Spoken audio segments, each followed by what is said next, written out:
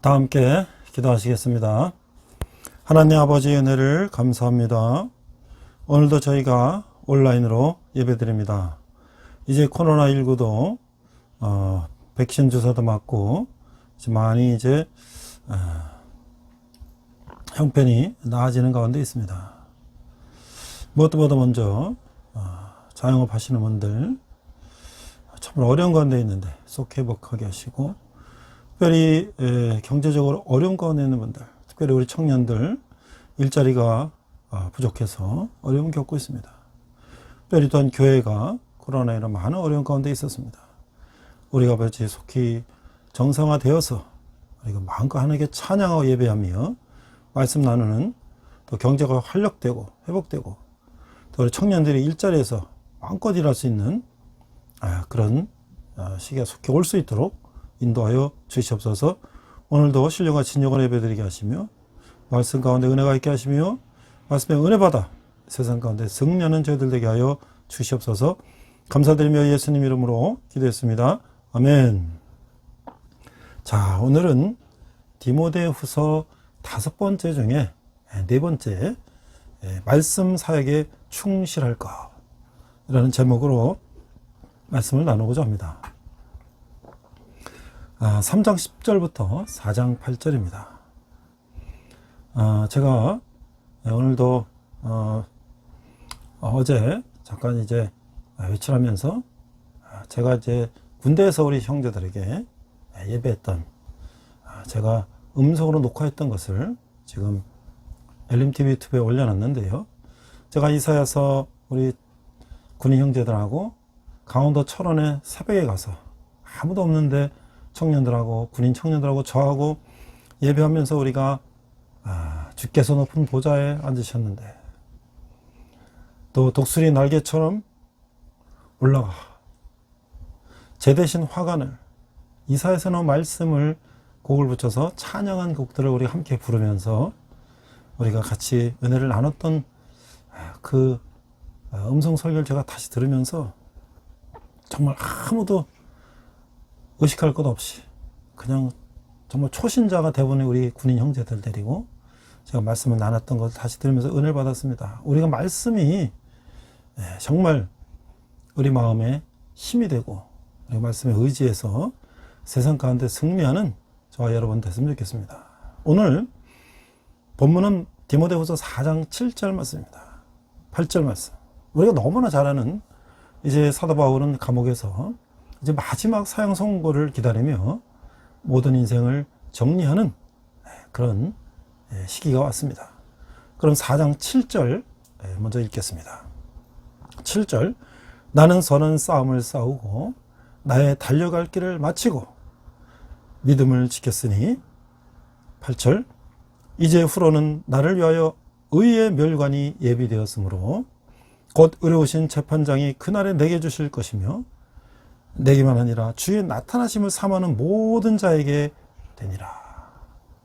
자, 이게 마치 유언과 같은, 사도 바울의 유언과 같은 이 말씀을 오늘 나누면서, 또한 제가 이 디모데 후서를 하면서 제가 그동안 우리 조상부터 어떻게 신앙을 물려받았고, 제가 어떻게 목사가 됐고, 제가 어떻게 군대교회와 대학교회 사역을 하게 됐는지를 나누고 있습니다. 여러분들의 그 신앙 여정을 생각하면서 또 함께 은혜 나누기를 바랍니다. 첫 번째, 핍박 속에서도 충실한 사도 바울이 자신의 이야기를 하고 있습니다. 3장 10절 보겠습니다. 나의 교훈과 행실과 의향과 믿음과 오래 참음과 사랑과 인내와. 11절. 박해를 받음과 고난과 또한 안디옥과 이고니온과 루스드라에서 당한 일과 어떠한 박해를 받은 것을 내가 과연 보고 알았거니와 주께서 이 모든 것 가운데서 나를 건지셨느니라. 자, 이 3장 10절에서 11절 말씀은 바울은 디모데에게 또 다른 직접적인 권면을 함으로써 자신을 인애와 충성의 예로 들고 있는 것입니다. 거짓 교사들과 대응하는 것은 힘든 일이죠. 그러나 디모데는 바울이 교훈과 행실과 의향과 믿음과 오래 참음과 사랑과 인내와 박해를 받음과 고난을 친숙하게 알았던 것이죠. 그리고 이 나이 든 늙은 사도는 자신의 선교 체험 속에 담겨있는 모든 것을 젊은 제자에게 예로 드는 것을 부끄러워하지 않았다는 것이죠. 비시디아 안디옥과 이고니온과 루스드라에 대한 언급은 디모데로 하여금 바울에 대한 첫 기억을 되살리도록 했음이 틀림이 없습니다. 바울이 이제 디모데를 만났던 그 루스드라에서 또 이고니온에서 또 안디옥에서 제가 터키 여행을 한 10여 년 전에 했는데요. 이스탄불을 출발해서 이제 앙카라로 해서 남쪽으로 갑바도기아에서 파무칼로로 해서 쭉 돌아서 이제 이고니온 앱에서 드로아에서 이제 이스탄불로 돌아오는 여정이었는데 거기 이고니온이라는 곳을 들렸어요. 근데 지금은 이제 터키식 이름이 바뀌었어요. 근데 이고니온이라는 게 뭐냐면 영어로 아이콘이라는 게 뭐냐면 우상이에요, 우상. 그 아이콘들이 많은 곳이 이고니온이라는 뜻이에요. 그러니까 얼마나 그 지역에 우상들이 많았다는 것을 알 수가 있는 것이죠. 그곳에서 사도 바울이 이제 그 어려운 가운데 사역을 했다는 것을 말씀하고 있는 것이죠. 12절 13절 보니까 12절 무릇 그리스도 예수 안에서 경건하게 살고자 하는 자는 박해를 받으리라. 13절 악한 사람들과 속이는 자들은 더욱 악하여져서 속이기도 하고 속기도 하나니. 3장 12절 13절에서는 모든 그리스도인들은 마찬가지지만 그리스도 예수 안에서 경건하게 살고자 하는 자는 핍박을 받는다는 것을 기억하는 것은 디모데에게 매우 중요한 것이에요. 바울은 예수 그리스도를 전하다가 많은 협박과 핍박과 매질도 맞고 그랬잖아요. 그래서 바울이 자신의 과거 경험을 상기시킨 것은 바울은 마지막 때를 염두에 두고 앞으로 상황이 더 악화될 것이며 압박은 가중될 것임을 알고 있어야 한다고 말하고 있는 것이죠. 악한 사람들과 속이는 자들이 더욱 악해져서 속이기도 하고 속기도 함에 따라 거짓 가르침은 점점 증가할 것이라는 거예요. 악이란 자신을 부양하는 거예요. 스스로 악을 사용해서 자신을 높이는 것이죠. 이제 로마의 박해가 심해지고 또 유대주의자들 또 영지주의자들이 이제 거짓 이 교리를 퍼뜨리고 사면초가에 있는 이 사도 바울은 또 이제 사형을 앞두고 젊은 제자 디모데에게 이렇게 당부하고 있습니다. 3장 14절에서 4장 5절 말씀을 보면 하나님 말씀에 충실해야 된다. 자, 14절 보겠습니다. 그러나 너는 배우고 확실한 일에 거하라. 너는 내가 누구에서 배운 것을 알며. 15절 또 어려서부터 성경을 알았나니 성경은 능히 너로 하여금 그리스도 예수 안에 있는 믿음으로 말미암아 구원에 이르는 지혜가 있게 하느니라. 자, 이 3장 14절에서 15절을 보면 이 바울은 다시 강한 표현으로 그러나 너는 너 제자 디모데에게 이제 너라고 표현합니다. 여기서 디모데가 배우고 확실한 일에 거해야 된다는 권면을 하고 있는 것이죠. 그것은 두 가지로 구성되어 있는데 하나는 가르친다는 가르침, 또 하나는 성경이에요. 물론 당시에 성경은 이것은 구약 성경을 말하겠죠. 바울은 이 두 가지를 똑같이 중요시했어요. 디모데가 두 자료에 대해 확신을 가진다면 진리로부터 조금이라도 빗나갈 염려는 없을 것이라는 거죠. 또한 이 구절은 디모데가 바울을 알기 전에 이미 구원받았음을 암시하고 있기도 합니다. 성경은 예수 그리스도 안에 있는 믿음으로 말미암아 구원에 이르는 지혜가 있게 한다는 것이죠. 그래서 우리가 유명한 이제 디모데후서 3장 16절 말씀을 읽어보겠습니다. 16절 모든 성경은 하나님의 감동으로 된 것으로 교훈과 책망과 바르게 함과 의로 교육하기에 유익하니. 17절 이는 하나님의 사람으로 온전케 하며 모든 선한 일을 행할 능력을 갖추게 하려 함이라. 이게 3장 16절에서 17절 말씀은 바울은 앞에서 성경이 사람으로 하여금 구원에 이르는 지혜가 있게 한다고 했는데 디모데는 오래전에 이 지혜를 갖고 있었습니다. 그러나 여기서 바울은 현재의 사역에 있어서 하나님의 기록된 말씀이 갖는 역할이 얼마나 중요한지를 디모데에게 강조하기를 원했던 것이죠. 그래서 바울은 모든 성경은 하나님의 감동으로 되었다고 하는 것이에요. 하나님의 말씀이 성령의 감동을 받은 사람들을 통하여 기록되었으므로 이 기록에는 오류가 없음을 상기시킨 것이죠. 이 사실에 대해서는 유대인들도 공감하고 있어요. 이 유대인들은요, 성경을 얼마나 이게 두렵고 떨리는 마음을 가지고 성경을 대는가. 그들이 성경을 필사하잖아요. 그래서 우리가 이제 이스라엘에 가보면 SNF라든지 이런 사람들이 그 굴에서 성경을 이렇게 복사를 베껴서 하는데, 목욕하고 옷을 깨끗이 입고 성경을 이렇게 적고 말이죠. 또 틀리면 처음부터 다시 쓰고 말이죠. 이 성경을 기록한 사람들은요, 또 야훼, 하나님, 우리는 하나님, 예수님, 우리는 다 지금 그렇게 쓰고 부르고 하지 않습니까? 근데 야훼라는 말을 쓴다는 조차도 너무나 두려워서 여도의 마베, 그 첫자, 우리가 만약에 예수님 하면 이응시읒 이렇게 표현하는 거예요. 하나님은 히읗, 니은, 니은 이렇게 표현하는 거예요. 그러니까 그 정도로 그들은 하나님 말씀을 중요하게 생겼다. 이어서 바울은 말씀의 유용성에 대해서 말하고 있어요. 디모데 모든 사역, 즉 그것이 교훈이든지 죄를 범한 사람들을 책망하는 것이라든지 실수한 사람들을 바르게 하는 것이라든지 의로 교육하는 일이든지 하나님의 기록된 말씀을 통해 디모데에게 필요한 것을 채우실 것을 믿었던 것이에요. 4장 1절을 보겠습니다. 4장 1절, 하나님 앞과 살아있는 자의 저와 죽은 자를 심판하실 그리스도 예수 앞에서 그가 나타나실 것과 그의 나라를 두고 엄히 명하노라. 자, 4장 1절, 바울이 이보다 더 강력하게 명령할 수 있었을까 싶을 만큼 강한 명령을 하고 있어요. 그는 하나님의 앞과 살아있는 자와 죽은 자를 심판하실 그리스도 예수 앞에서 또한 그가 나타나실 것과 그의 나라를 두고 엄히 디모데에게 명령을 하고 있는 거예요. 4장 2절 보니까 너는 말씀을 전파하라. 때를 얻든지 못 얻든지 항상 힘쓰라. 범사에 오래 참음과 가르침과 경책하며 경계하며 관하라. 우리가 때를 얻든지 못 얻든지 항상 힘쓰라. 그 오징어 게임을 지난주에 제가 잠깐 이렇게 대충 본 거를 잠깐 나눴는데요. 우리는 이렇게 얘기합니다. 전철에서 막 복음 전하고 길에서 복음 전하고 이 사람들 보면 귀찮게 왜 이래? 귀찮게 왜 이래? 뭐 길에서 소리 지금은 이제 그렇게 잘 안 하죠. 옛날에 그러면 이제 그게 불편하고 그러니까 막 이제 그걸 불편하게 생각하는데 그분들 마음 심정은 얼마나 안타깝겠어요.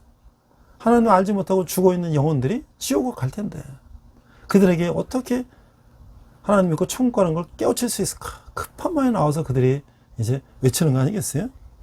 자, 우리가 이제 불이 났는데 말이죠. 이 급한데 그걸 뭐 교양 있게 천천히 얘기한다고 되겠습니까? 소리 지르고 알리고 해야 되는 거 아니겠어요? 물론 지금은 때가 때니만큼 더 이제 여러 가지 좋은 방법을 통해서 할 수 있겠습니다만은 그 심정은 우리가 이해할 수 있다는 거죠. 이 4장 2절 말씀 보니까 때를 얻든지 못 얻든지 항상 힘쓰라. 바울이 명하고 있는 내용은 무슨 목회자들의 사역의 가장 중심적인 것이에요. 뒤에는 말씀을 전파해야 한다는 거예요. 1절의 강한 명령은 바로 여기에 초점을 맞춘 것이에요. 여기서 바울의 강도는 최고에 이르고 있어요. 말씀은 하나님의 감동으로 됐을 뿐만 아니라 모든 목회자에게 유익한 것이므로 이 말씀을 전파하는 것은 때를 얻든지 못 얻든지 반드시 해야 될 디모데의 과제였던 것이에요. 즉 기회가 무리였든지 그렇지 않든지 상관없이 항상 감당해야만 했던 일이라는 것이에요. 또한 실수를 범하고 있는 사람들을 경책하고 의를 범하고 있는 사람들을 경계하며 선을 행하는 사람들을 권해야 했던 것이에요. 선포, 교정, 책망, 격려는 모든 공식적인 목회가 갖는 측면이며 이 모든 것은 오래 참음과 가르침으로 이루어져야 한다는 것이에요. 4장 3절 말씀 보겠습니다. 때가 이르니 사람이 바른 교훈을 받지 아니하며 귀가 가려워서 자기의 사역을 따를 스승을 많이 두고 4절 그 길을 진리에서 돌이켜 허탄한 이야기를 따르니라. 우리가 이 말씀을 잘 한번 생각해 보세요. 오늘 우리가 그렇지 않는가? 디모데에 대한 바울의 명령, 이토록 엄한 이유는 뭐냐면 사람이 바른 교훈을 받지 아니하기 때문이에요. 이 바울은 부분적으로 이미 이런 때가 이르렀다고 보았어요. 사람들은 바른 교훈을 받지 아니하며 진리보다는 그들이 듣고자 하는 이야기를 들려주는 스승을 쫓게 된다는 거예요. 거짓 교사들은 단순히 길을 즐겁게 할 뿐이며 따라서 그들은 진리에서 돌이켜 허탄한 이야기를 쫓게 되는 것이에요. 제가 이 시사 브리핑이라는 코너를 만들었는데 그 젊은이들이 홍대 앞에 많은 거 따로 점치는 데 가서 많이 점을 보고 그런다는 거예요. 그 사람들이 돈을 벌기 위해서 나쁜 얘기 하겠어요? 좋은 얘기 하겠죠. 그게 내 귀에 솔깃한 얘기를 찾아다니는 거예요. 여기서 바울의 이 강조점은 거짓 교사들의 악한 의도에 있다기보다는 청중이 그런 것들을 쫓는 경향을 말하고 있는 거예요. 디모데후서 3장 6절 7절을 제외하면 적대자들보다 청중에 관심을 갖는 것은 거의 바울의 습관이라는 거예요. 우리들을 이제 경고하고 있는 거예요. 그래서 여기서 바울은 진리라는 말을 또 사용하는데 사람들을 하나님의 진리에서 벗어나게 만드는 이단의 위험에 대해서 바울이 관심을 갖고 있는 거예요. 그래서 5절 그러나 너는 모든 일에 신중하여 고난을 받으며 전도자의 일을 하며 내 직무를 다하라. 자, 말씀 사역에 충실한다는 게 뭔가? 4장 5절에서 여기는 바울은 그러나 너는 이라고 다시 강한 대조의 표현을 사용합니다. 디모데는 어려움 앞에서 침착해야 한다는 것이죠. 그는 압력이 가중되어 감에 따라 고난받을 준비가 되어 있었다는 것이에요. 그는 기회가 있을 때마다 복음을 증거함으로써 전도자의 일을 해야 했던 것이죠. 바울은 모든 일에서 내 직무를 다 해야 된다. 이렇게 말하고 있는 거예요. 제가 지난주에도 군대교회 사역 이 목사 한 수 받고 그 이후 이야기를 했어요. 자, 제가 이제 부천 온누리교회에서 사역을 하다가 이제 이라크를 다녀오고 하나님의 부르심을 받고 제가 신학대학원을 갔어요. 3년 동안을 공부했습니다. 그러면서 제가 저는 또 컨설팅 사업하면서 기업체 가서 강의하고 또 일주일에 3번 화목토 신학대학 가서 공부하고 이러면서 지냈는데 그때 이제 제가 우리 신학대학원 선배인데 나이는 저보다 아래지만 선배가 그 양재에서 아버님이 목회를 하고 있어요. 그래서 그 교회에 한 1년 동안 청년부를 제가 전도를 선교를 한 적이 있어요. 설교를 1년 동안 했어요. 한 10명도 안 되는 청년들과 1년 동안 설교하고 제 아내랑 같이 가서 그러니까 그때는 제가 탈북 공동체 강서구에 있는 탈북 공동체 오전 예배 가서 예배하고 또 주말에는 우리 탈북 청년들과 같이 축구도 하고 그러고면 다시 점심 먹고 오후에는 양재 가서 우리 작은 교회에서 청년들 설교하고 그랬는데요. 그러고 나서 목사 안수를 받고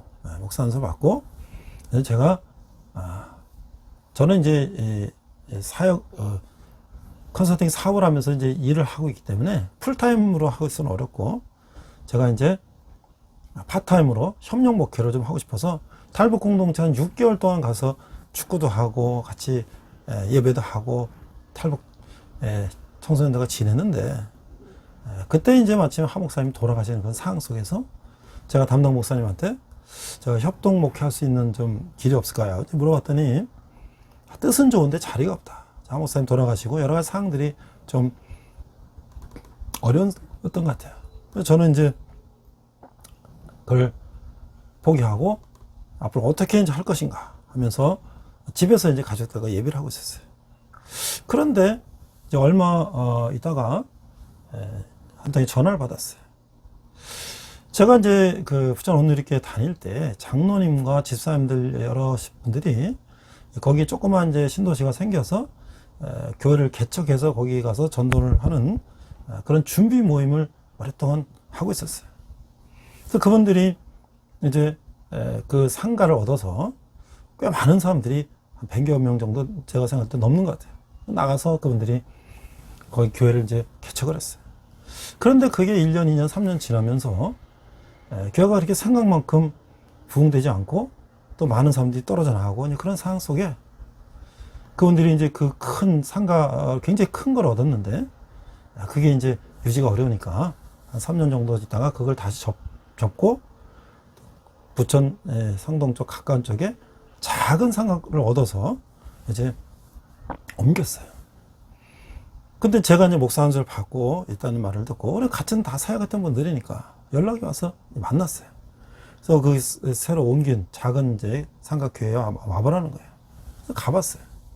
그랬더니 이제 거기 모든 기자재를 다 거기다가 세팅을 해놓고 있었는데 결론은 뭐냐면 저보러 이 상가교회를 인수하라는 거예요. 그래서 뭐 얼마를 하면 인수할 수 있다. 월 임대료는 얼마다. 저는 사실 그때 무슨 기도를 했냐면 제가 교회를 세운다면 새로 세우는 것도 세우지만 교회가 문을 닫은 교회를 제가 인수해서 한 교회라도 살려보면 어떨까. 왜냐면 그런 교회들이 많은 교회들이 2단 교회로 넘어간다니까. 그런 생각을 하고 있었는데 이제 그런 또 제안이 와서 뭐 제가 뭐 돈을 많이 갖고 있는 건 아니지만 어떻게 이런 건 어떻게 해야 되는가. 그러면서 있었는데 그러면서 이제 대화를 했어요. 그럼 지금 교회에 좀 나오시는 분 몇 분 있나? 그랬더니 한 20, 30명? 뭐 20명? 남았다는 거야. 그러면 여기 인수금이 얼마고 월 임대료가 얼마면 그러면 거기 이제 남아있는 그분들은 이제 뭐라 그러냐면 저한테 이렇게 얘기를 하는 거야. 목회라는 게 농부의 농사 짓는 것 같더라. 그러면 거기 장로님과 집사님들이 이제 목사 한 수를 받고 목사님이 돼서 사역을 하시는데 다 이분들이 잡이 있어요. 장로님은 의사고 여기 또 집사님들 직장을 다니고. 그러니까 거기에 주중에 신방 가고 뭐 사역할 수 있는 분들이 별로 없는 거예요. 그러니까 저한테 뭐라 그러냐면 이 목회라는 게 농사와도 같은데 우리는 지금 다른 잡이 있어서 매일 농사를 지켜질 수가 없기 때문에 우리가 이제 한계 왔다. 그런 얘기를 하는 거예요. 그래서 저는 그때 이 목회라는 것도 역시 매일 농사하는 것 같아요. 매일 가서 풀 뽑고 물꼬를 트고 계속 병충해 와가 있나 뭐가 있나 매일 살펴야지. 한순간만 잘못해도 농사 망치는 거 아니겠어요? 그런데 어쨌든 이제 좋아요. 그런데 그러면 이 교회가 이렇게 문 닫으면 그분들은 이제 다시 어떤 다른 이제 뭐 어떤 영적인 교육 뭐 이런 쪽 사역을 하신다고 이제 목회 사역은 이제 접어야 된다고 하면서 그걸 다 인수하라는 거예요. 그래서 제가 그럼 여기 남은 분들은 지금 어떻게 되고 그분들이 같이 십시일반 해서 관리비도 내고 저도 같이 십시일반 내고 이렇게 하면 어떻게 했나 이렇게 했더니 그분 말씀이 뭐라냐면 그분들은 뭐 생각하지 말고 그건 저보러 그냥 다 하라는 거예요. 근데 제가 생각할 때 그러면 그분들은 그냥 내 교회라는 의식이 없이 누가 그냥 이걸 인수하면 그냥 딸려오는 그런 부속물인가. 교회라는 것은 우리 같이 서로 힘을 합쳐서 같이 헌금도 하고 같이 세도 내고 같이 교회를 하는 거 아닌가. 이게 주인이 바뀌면 그냥 거기 속한 사람들은 그냥 바뀐 주인한테 딸린 사람들이니까.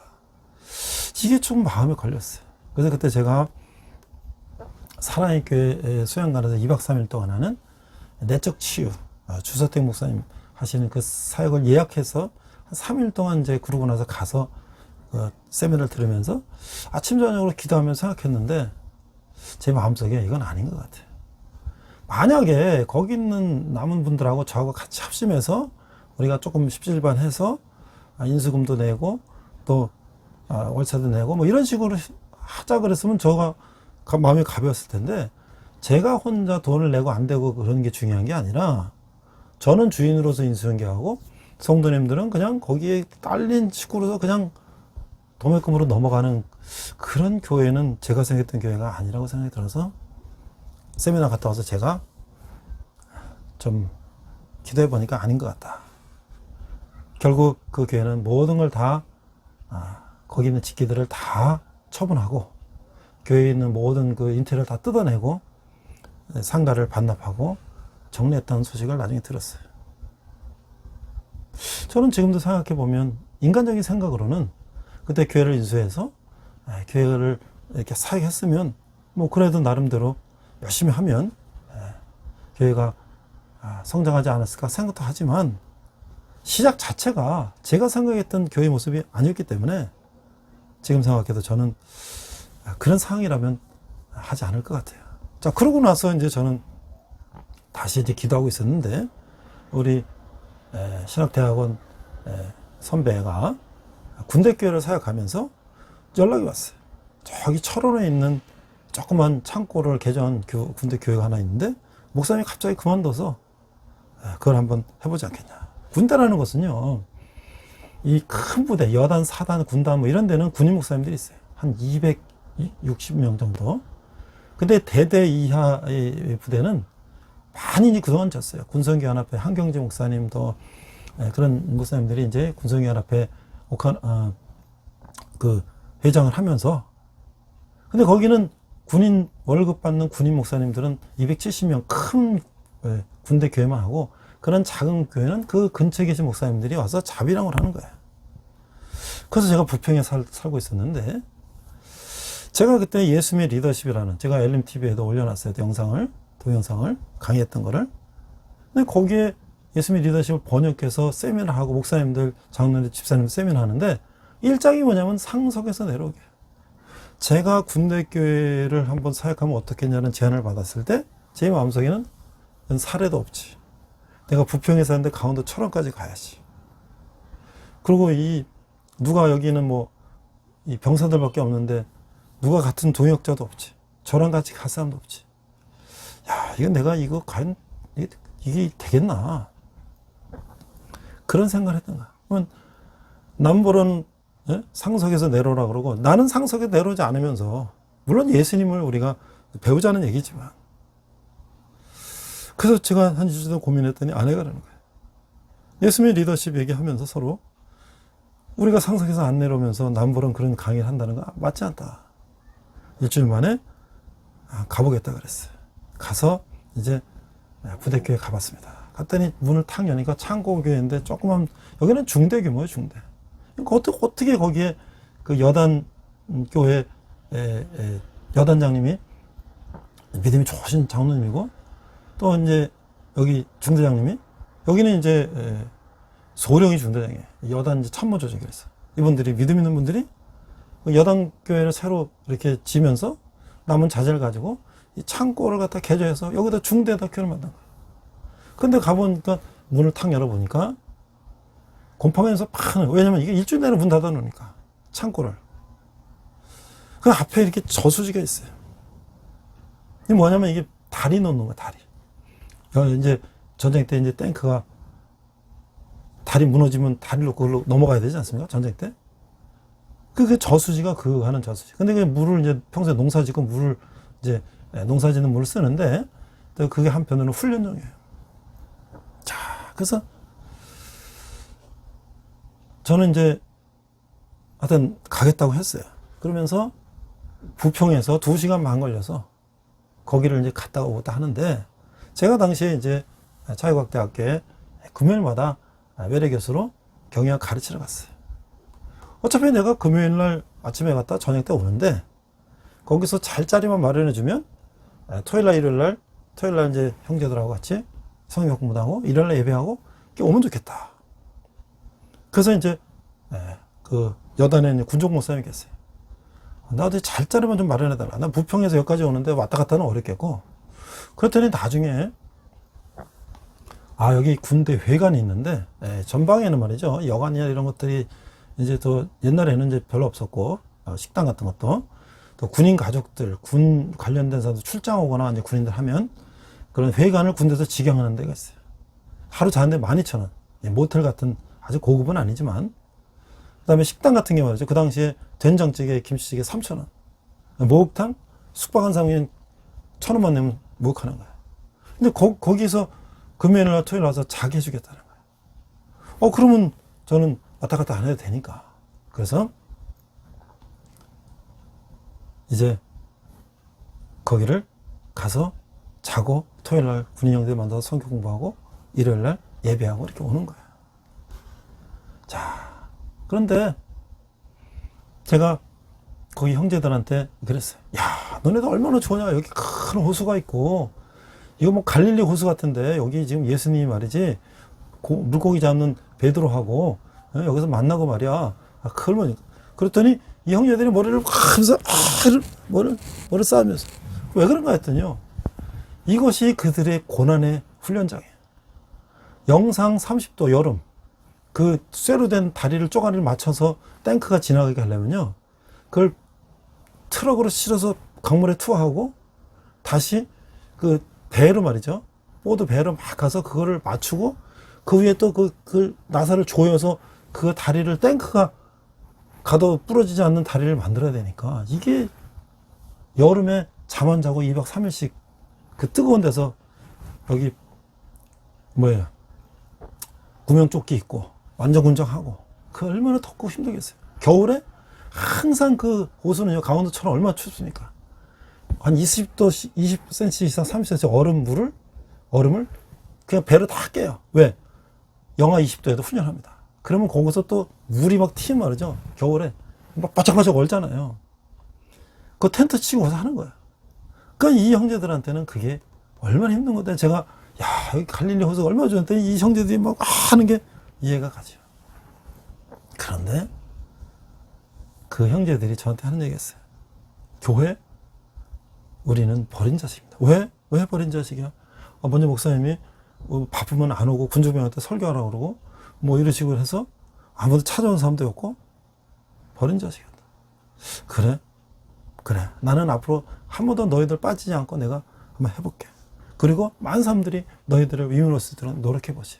두 번째는 나중에 들은 얘기인데 그 포크레인으로 그 강물을 이렇게 흙을 이게 정지하는 작업을 하다가 한 형제가 사고로 거기서 사망했다는 거예요.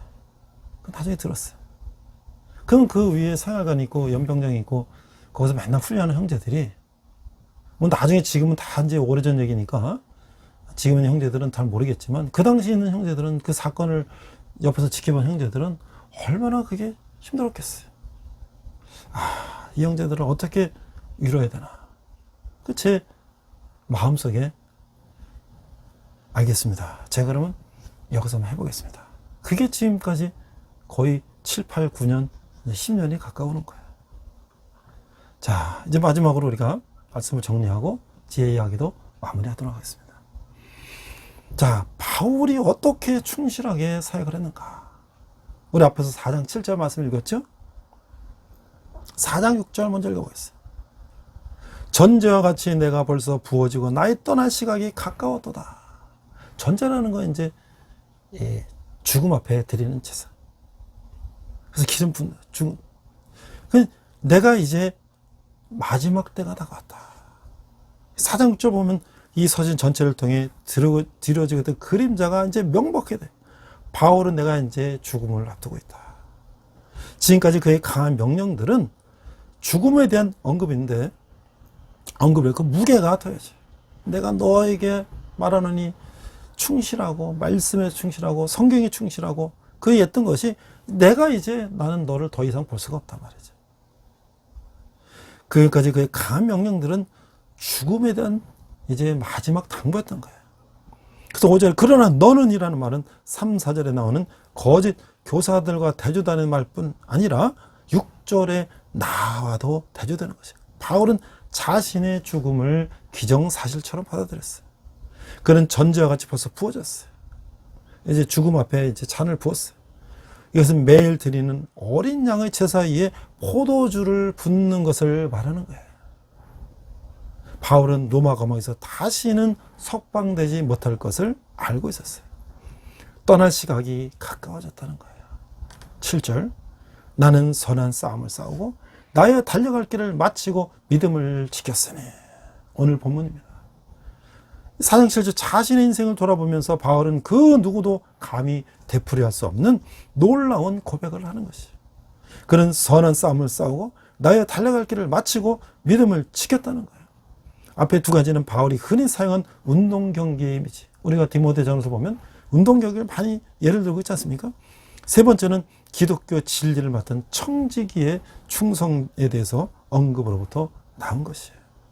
8절 이제후로는 나를 위하여 의의 면류관이 예배되었으므로 주 곧 의로우신 재판장이 그날에 내게 주실 것이며 내게만 아니라 주의 나타나심을 사모하는 모든 자에게 되니라. 바울은 직무에 충실해서 다했으므로 주 곧 의로우신 재판장을 만나는 것을 전혀 두려워하지 않았어요. 오히려 그를 위해서 준비된 의의 면류관을 기대하고 있었다는 거예요.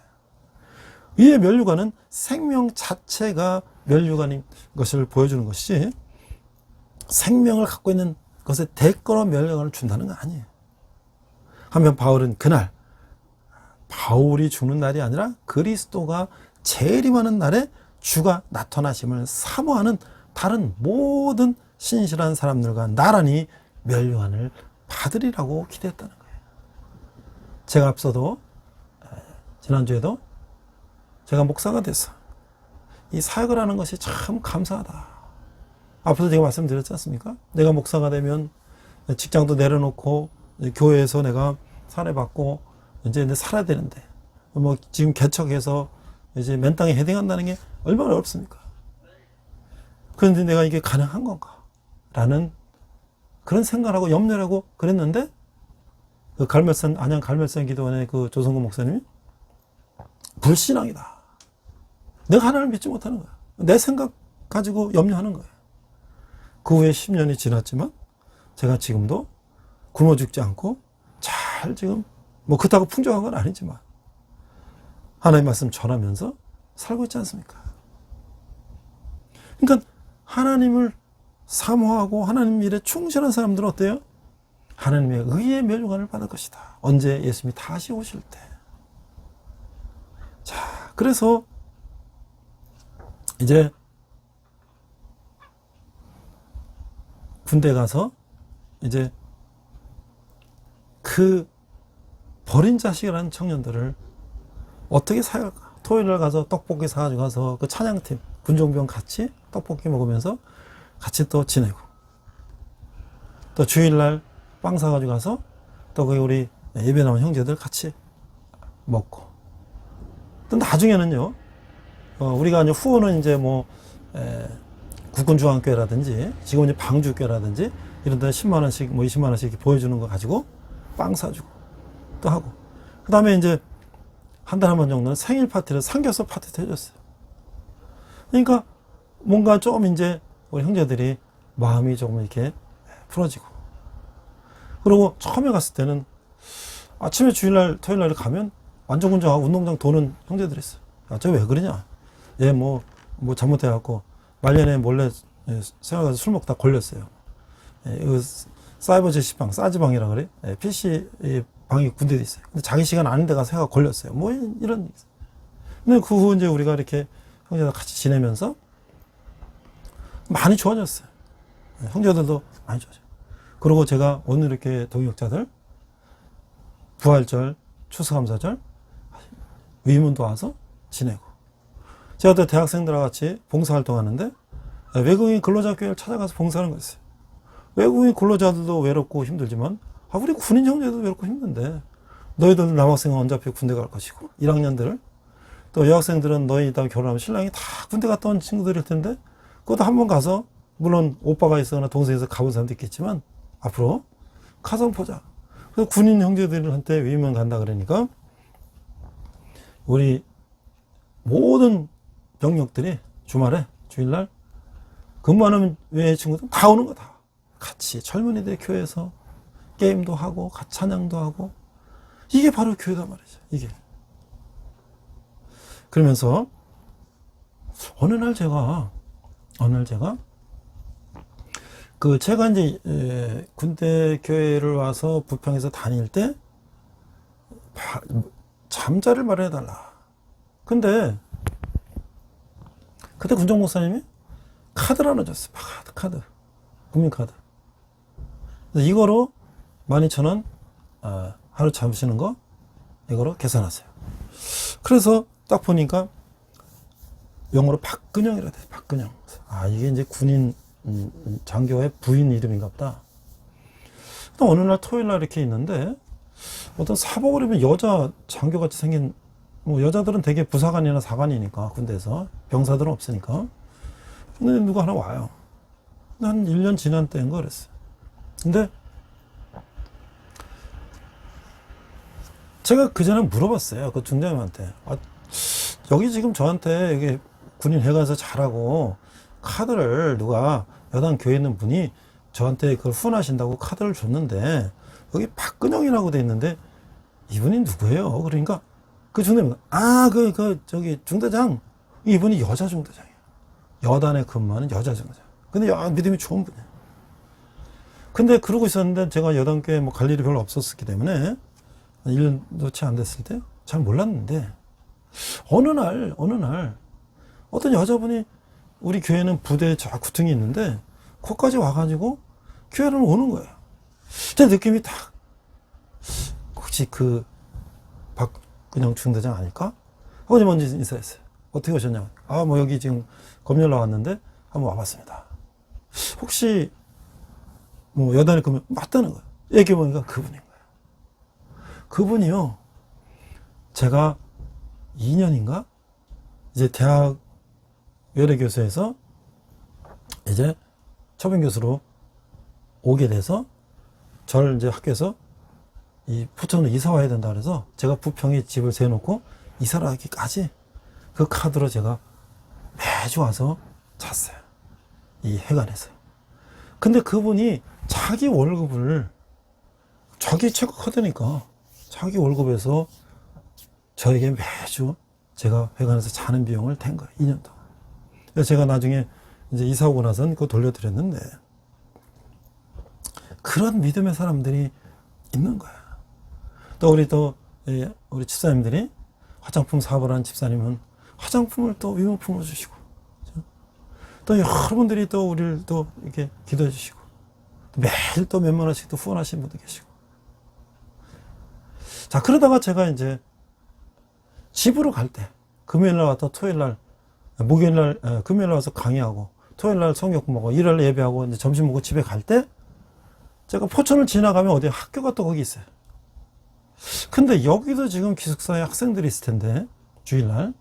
천국에서 왔는데, 주일날 교회를 못 가는 학생들이 있을 텐데, 그래서 제가 어차피 나는 주일날 일을 지나가서 집으로 가니까 학교에 재단에 제가 아시는 분에게 연락을 드렸어요. 어차피 제가 주일날 집으로 가는 길인데 주일날 오후에 한 2시나 뭐 1시나 기숙사에 있는 학생들 다음은 몇 명이라도 제가 예배를 드리면 어떻겠습니까? 했더니 그러면 좋죠. 그래서 제가 군대 사역한 동시에 주일날 다시 또 점심 먹고 집에 가는 길에 기숙사에서 학생들과 예배를 시작했는데 처음에 한 명, 딱 한 명, 그 형제하고 저하고 거의 1년 이상을 둘이서 예배했어요. 근데 그 형제가 이제 무슨 명절 때 집에 가면 저 혼자 기도하고. 글쎄요, 저는 군대도 맨땅 헤딩, 대학도 맨땅 헤딩. 그런데 하나님께서 제가 그 적은 몇 명을 두고 말씀 전하고 하는 것을 얼핏 보셨는지 학회 교목을 임명하고 첫 시간에 100명, 200명 놓고 이제 설교를 하는 그런 놀라운 역사가 일어나게 됐어요. 그건 이제 다음 시간 디모데후서 마지막 시간에 제가 다시 더 얘기하겠습니다. 우리 함께 기도하겠습니다.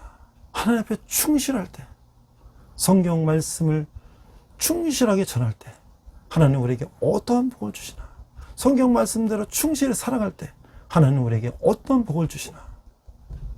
오늘 바울의 디모데에게 전하는 이 말씀을 통해서 우리가 다시 한번 어떻게 우리가 말씀 가운데 살아야 되는지를 우리가 다시 한번 깨닫는 저와 여러분 됐으면 좋겠습니다. 기도하겠습니다. 하나님 아버지 은혜를 감사합니다. 바울은 자기 마지막 때를 앞두고도 제자 디모데에게 말씀에 충실하고 성경에 충실해서 복음을 때를 얻든지 못 얻든지 전할 것을 강조하고 있습니다. 그리고 바울은 이제 예수님이 다시 오실 때 의의 면류관을 쓸 것이라는 기대하고 있습니다. 하나님 아버지, 우리가 오늘 많은 어려운 건도 있지만 우리가 희망을 잃지 않고 우리가 하나님을 의지하며 어려운 세상 가운데 승리하는 저희들 되게 하여 주시옵소서. 감사드리며 예수님 이름으로 기도했습니다. 아멘.